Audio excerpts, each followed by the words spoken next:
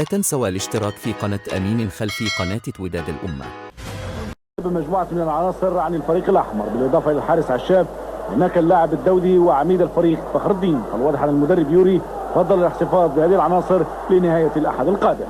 هذا اللقاء سجل عودة قوية للاعب مجيد والذي أبعده التوقيف الأحد الماضي ضد الهلال. مجيد كان حاضرا بكل ثقله خلال هذا اللقاء ليقوم بمباراة جيدة. نتابع هنا أول محاولة للفريق الزائري يقودها عميد الفريق الركبي ولاعب الرجاء السابق فتحي جمال.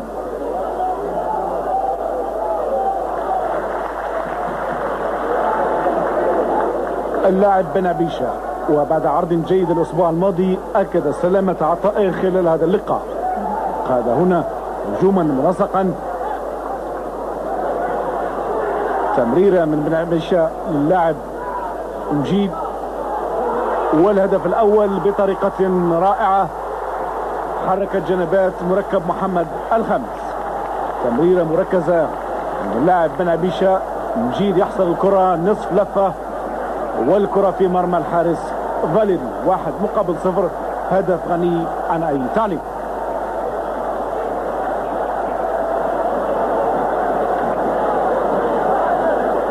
الهدف كما ذكرت حرك جنبات ملعب محمد الخامس وأعطى دعما جديدا للعناصر الودادية التي راحت تبحث عن هدف آخر.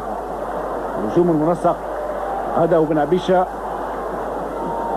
والكرة تمر محاذية للمرمى. هنا هجوم لفريق نادي. الحكم الناصري يعلن عن ضربة خطأ.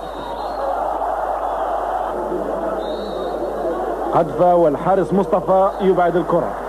يعوض هنا الحارس عشاب.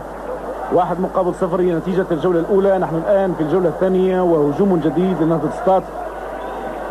ضربة رأسية للاعب دحني فوق مرمى الوداد. فريق الوداد كان أكثر تحكما في الكرة خلال الجولة الثانية. هنا تمريرة مزدوجة بين اللاعب بوجمع واللاعب فرتوت، وقذفة يوسف فرتوت يصد حارس المرمى. بن عبيشة هنا ضربة خطأ. هنا هجوم جديد. كما ذكرت كل الكرات كانت تمر على اللاعب حسن بن عبيشة الذي كان يوجه كل الهجومات، وهنا بوجمع يضيع أمام مرمى ستار. نتابع هنا الهجوم الذي سيعطي هدفا مجيد في الجهة اليسرى. تمريرة عميقة للاعب يوسف ولمسة من يوسف أعطت الهدف الثاني للوداد البيضاوي. 2-0. نشاهد كل هذا بالعد بطيء. شاهدوا التمريرة المحكمة من الرجل اليمنى للاعب مجيد، لمسة من الرجل اليمنى للاعب يوسف. الهدف الثاني هدف آخر غني عن أي تعليق.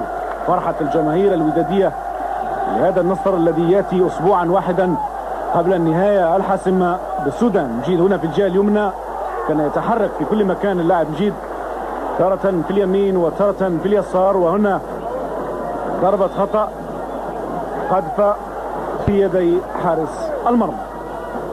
بوجمع هنا الذي يعوض اللاعب فخر الدين.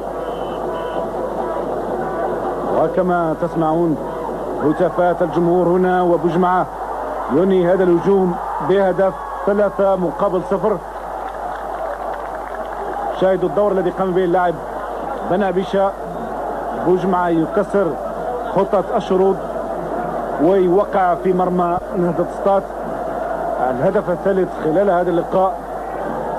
نهاية المباراة الوداد البيضاوي يودع جمهوره ويضرب له موعدا الأسبوع القادم الأحد القادم بالذات من أجل النهاية الحاسمة. أقترح عليكم هنا الهدف الأول للاعب مجيد ولربما كان أحسن هدف